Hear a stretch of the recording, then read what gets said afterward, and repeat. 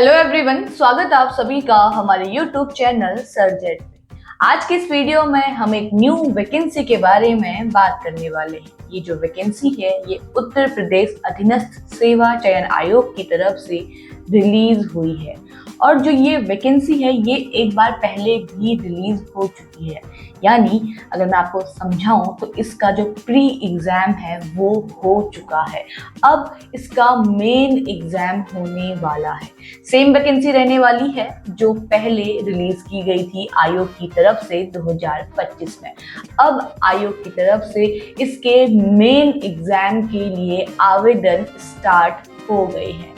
ये जो वैकेंसी है ये आई हुई है दिव्यांगजन सशक्तिकरण निदेशालय शिक्षक वर्ग के अंदर और ये स्पेशल टीचर की यहाँ पे वैकेंसी रहने वाली है, जिसका मुख्य परीक्षा यानी मेन एग्जाम अब होने वाला है। उसी के लिए ही आयोग की तरफ से आपके आवेदन स्टार्ट कर दिए गए हैं। तो आइए वीडियो को स्टार्ट करते हैं, देखते हैं कि आयोग की तरफ से क्या आपका जो एप्लीकेशन का प्रोसीजर है वो रखा गया है।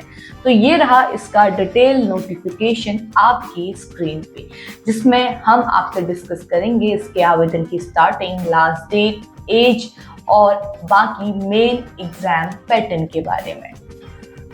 तो सबसे पहले स्टार्ट करते हैं इसके एप्लीकेशन फॉर्म की स्टार्टिंग से। तो इस वैकेंसी के लिए जो आपकी एप्लीकेशन की स्टार्टिंग है वो होने वाली है 6 अप्रैल से, यानी वो हो चुकी है।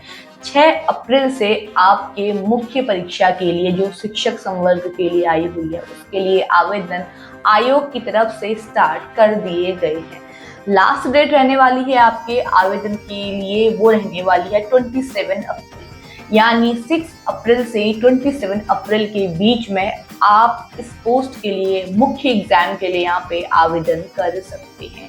अब आपको एक बहुत इम्पॉर्टेंट बात बता दूं, ये जो आज हम वीडियो डिस्कस कर रहे हैं ये उन्हीं कैंडिडेट्स के लिए होने वाली है जिनका इस पोस्ट के लिए प्री एग्जाम क्वालिफाई हो चुका है। बाकी किसी के लिए नहीं होने वाली है क्योंकि इसका प्री पहले ही करवाया जा चुका है आयोग की तरफ से। तो जिस एग्जाम में जो आपका प्री था उसमें मेरिट लिस्ट में जिस जिस कैंडिडेट्स का नाम आया है जो उसको क्वालिफाई कर चुके हैं उन्हीं के लिए ये आवेदन होने वाली है। तो ये फॉर्म वही भर सकता है जो अपना प्री एग्जाम क्वालिफाई कर चुके हैं इस पोस्ट का। ठीक है, बाकी कैंडिडेट्स के लिए ये जो आवेदन है ये नहीं होने वाले हैं। ये कोई नई वैकेंसी नहीं है, यहाँ पे बस आवेदन आपके वापस से स्टार्ट करवा दिए गए हैं।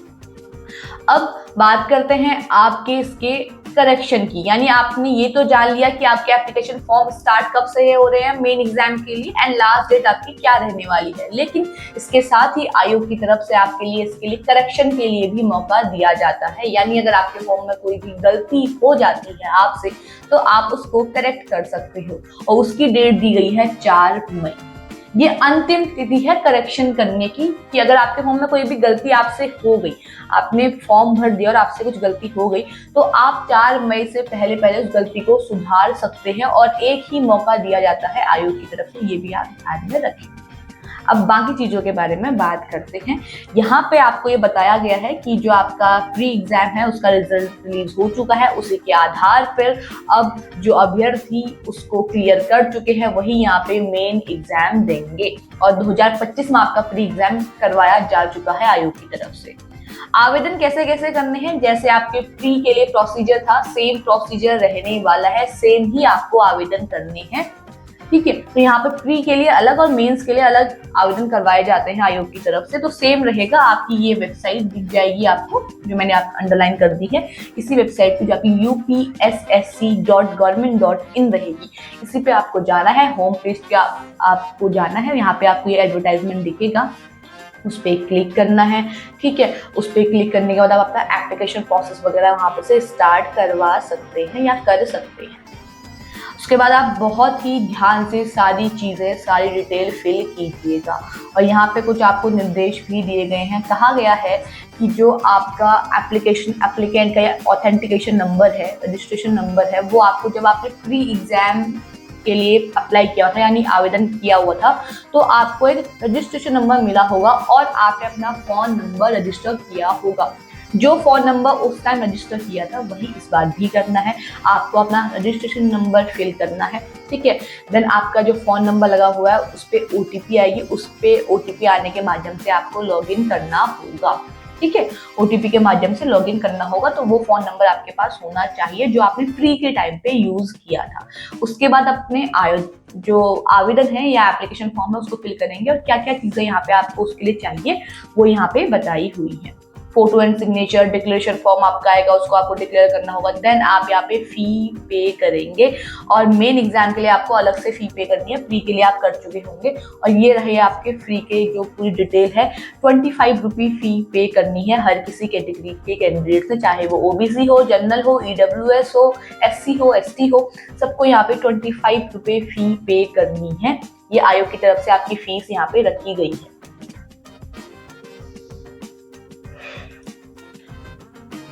और यहाँ पे ये भी कहा गया है नोट पे कि मेन एग्जाम के लिए सिर्फ वही अभ्यर्थी यहाँ पे भुगतान करेंगे, यानी फी पे करेंगे, जिनका प्री एग्जाम जो है वो क्वालिफाई हुआ है और वो मेन एग्जाम के लिए शॉर्टलिस्ट हुए हैं, वही यहाँ पे इसको फी पे करेंगे, बाकी नहीं। और जैसे आपका फॉर्म फिल हो जाता है तो आप प्रिंट आउट निकाल के अपने पास रख सकते हैं, या उसको पीडीएफ बना के सेव कर सकते हैं। अब यहाँ पे एक चीज आपको दी गई है कि आपको जब आपके फॉर्म में कोई गलती आपसे हो गई, जैसे हमने कहा कि 4 मई आपकी लास्ट डेट रहने वाली है फॉर्म को करेक्ट करने की, तो मान लीजिए अगर आपके फॉर्म में कोई गलती हो जाती है तो किन किन डिटेल्स को आपको करेक्ट करने का मौका दिया जाएगा और किन किन को नहीं। यहाँ पे इस नोटिफिकेशन में जिन डिटेल्स को आप करेक्ट नहीं कर सकते वो मेंशन की हुई है।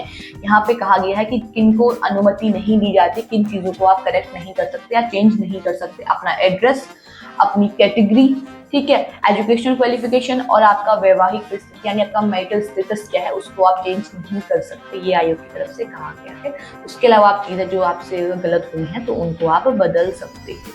पदों का विवरण यानी जो आपकी पोस्ट है उसके अंतर्गत कौन कौन सी पोस्ट यहाँ पे आई हुई है शिक्षक संवर्ग में और उसकी वैकेंसी क्या है उस बारे में यहाँ पे बताया गया है। और ये आपको पहले से ही पता होगा क्योंकि आप प्री एग्जाम दे चुके हैं।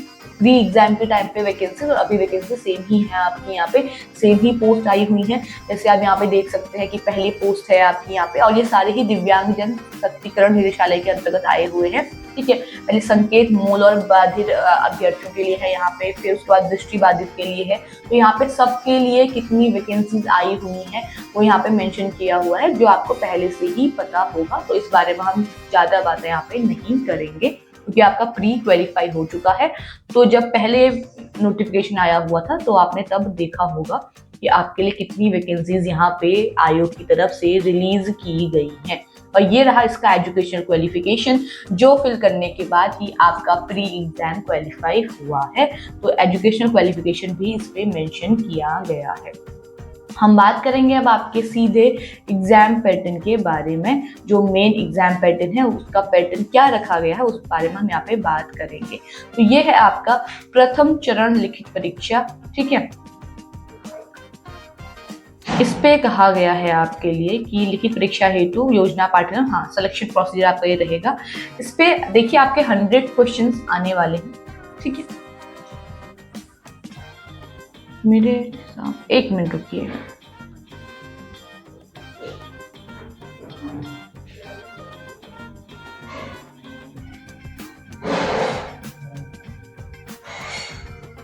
फर्स्ट स्टेज, हाँ, इस पे आपके 2 स्टेज रहने वाले हैं एग्जाम के, ठीक है, फर्स्ट एंड सेकेंड।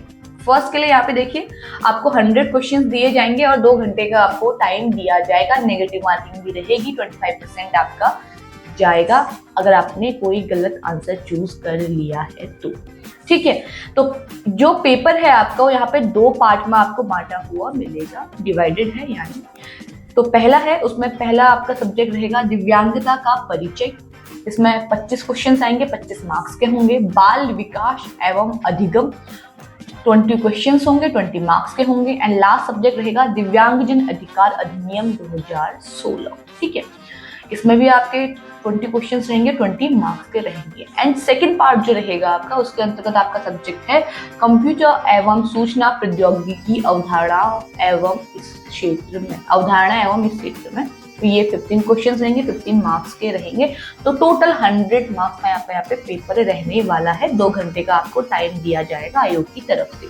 ये फर्स्ट स्टेज हो गया। अच्छा, इसमें सेकेंड स्टेप भी है, सॉरी, ठीक है।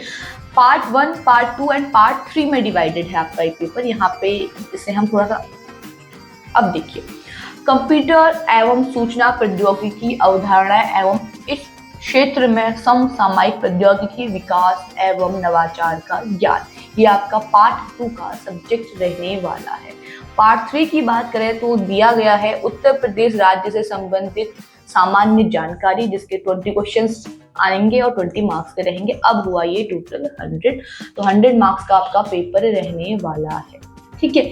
ये आपका स्टेज फर्स्ट था, जिसके लिए आपका सिलेबस भी मेंशन किया गया है। ये पूरा सिलेबस आपको यहाँ पे दिख जाएगा, पूरा सिलेबस आपको मेंशन किया हुआ है। एंड अगर आप इंग्लिश लैंग्वेज वाले हैं तो टेंशन ना लें, इसी के साथ ही आपको इंग्लिश में भी पूरा pattern, exam pattern and syllabus mention किया हुआ मिल जाएगा। तो बोथ हिंदी एंड इंग्लिश दोनों यहाँ पे दिया हुआ है इस नोटिफिकेशन में। अब ये है आपका सेकेंड स्टेज, ठीक है। अब सेकेंड स्टेज की अगर हम बात करें तो यहाँ पे सेकेंड स्टेज में आपके जो पेपर है वो पूरा बांट दिया गया है। इसमें कहा गया है लिखित परीक्षा के अंकों पर आधार चयन प्रक्रिया के अंतर्गत अगले चरण हेतु शॉर्टलिस्ट के लिए अभ्यर्थी की पद की अर्हता के अनुसार सांकेतिक भाषा एवं ब्रेल लिपि में दक्षता परीक्षण हेतु द्वितीय चरण में यथास्थिति सांकेतिक भाषा और ब्रेल लिपि दक्षता परीक्षा आयोजित की जाएगी। तो इसको हम कहेंगे सांकेतिक भाषा और ब्रेल लिपि दक्षता परीक्षा, ठीक है। इसमें आपको ये दोनों चीजें यहाँ पे क्लियर करनी है, जिसके लिए आपकी ये प्रक्रिया यहाँ पे दी गई है। पहले दी गई है सांकेतिक भाषा के लिए क्या प्रक्रिया रहेगी आपकी, सेकेंड दी गई है ब्रेल लिपि जो है आपकी, उसके लिए यहाँ पे क्या चीजें रहेंगी, क्या प्रोसीजर रहेगा, ये पूरा यहाँ पे दिया हुआ है। तो आपका पहला स्टेज था, ये आपका सेकेंड स्टेज रहेगा। तो इस तरीके से आपको दोनों स्टेज यहाँ पे क्वालिफाई करनी है, तब आपका यहाँ पे मेन एग्जाम क्वालिफाई होगा। और यही यहाँ पे इंग्लिश में भी दिया हुआ है। फर्स्ट स्टेज रिटन एग्जाम ये आपको दिख जाएगा, introduction of disability, child development and learning, rights of person with disabilities, ठीक है। ये सेम रहेगा जैसा आपने ऊपर हिंदी में पढ़ा है, यहाँ पे इंग्लिश में चीज़ें दी हुई हैं। उसके बाद आपका यहाँ पे सेकेंड स्टेज आपको देखने को मिलेगा, जो यहाँ पे आपको दिया हुआ है। चलिए, तो पार्ट 2, सॉरी, ये है सेकेंड स्टेज जो क्वालिफाइंग एग्जाम है, ठीक है। इसको आपको खाली क्वालिफाई करना है, जिसमें आपको skill test procedure for sign language and braille script यहाँ पे दिया हुआ है। यहाँ पे भी सेम चीज़ें आपको दी हुई हैं। तो ये था आपका पूरा सिलेबस जो दिया हुआ है इस मेन एग्जाम के लिए, और साथ ही साथ हमने एग्जाम पैटर्न भी यहाँ पे डिस्कस किया। उसके बाद आपको यहाँ पे कुछ इंस्ट्रक्शंस दिए हुए हैं आयोग की तरफ से अभ्यर्थियों के लिए, कुछ महत्वपूर्ण अनुदेश हैं, इन्हें आप पढ़ लें। अगर आप फॉर्म भर रहे हैं तो आपके लिए बेहद जरूरी है कि आपको सारी चीज़ें पता हो जो आयोग ने आपके लिए नियम बनाए हुए हैं यहाँ पे। तो ये जो वैकेंसी है या इसकी जो एप्लीकेशन फॉर्म है, इसको वैकेंसी तो हम नहीं कहेंगे, वैकेंसी पहले रिलीज हो चुकी है। न्यू वैकेंसी नहीं कहेंगे, हम पहले इसको बात कर चुके हैं, 2025 में रिलीज हो चुकी है। अभी इसके मेन एग्जाम के लिए आपके आवेदन स्टार्ट हुए हैं। तो जिन भी कैंडिडेट्स का प्री एग्जाम क्वालिफाई हो चुका है दिव्यांग जन सशक्तिकरण निदेशालय शिक्षक संवर्ग के अंतर्गत, अब आपके यहाँ पे मुख्य परीक्षा के लिए मेन एग्जाम के लिए आवेदन स्टार्ट हो चुके हैं। आप जल्दी से जल्दी 27 अप्रैल से पहले इसके लिए आवेदन कर लें। साथ ही साथ करेक्शन भी कर लें, अगर आपके फॉर्म में कोई गलती होती है तो 4 मई से पहले इसको करेक्ट भी कर लें अपनी गलतियों को। बाकी एप्लीकेशन फॉर्म फिल करने का जो लिंक है वो आपको हमारे डिस्क्रिप्शन बॉक्स में मिल जाएगा, वहाँ पे जाइए। आप वहाँ पे जाके सीधे आप अपने एप्लीकेशन फॉर्म हमारे डैशबोर्ड पहुँच जाएंगे, सीधे आप ऑफिशियल वेबसाइट पे जाएंगे, वहाँ से अपना फॉर्म आप फिल कर सकते हैं। बाकी ऐसे ही गवर्नमेंट जॉब से जुड़ी हुई जितनी भी इंफॉर्मेशन आती है उनसे कनेक्ट रहने के लिए आप हमारे चैनल को जरूर सब्सक्राइब कीजिएगा, और अगर आपको ये वीडियो पसंद आई है तो इसे लाइक एंड शेयर कीजिएगा। Thank you.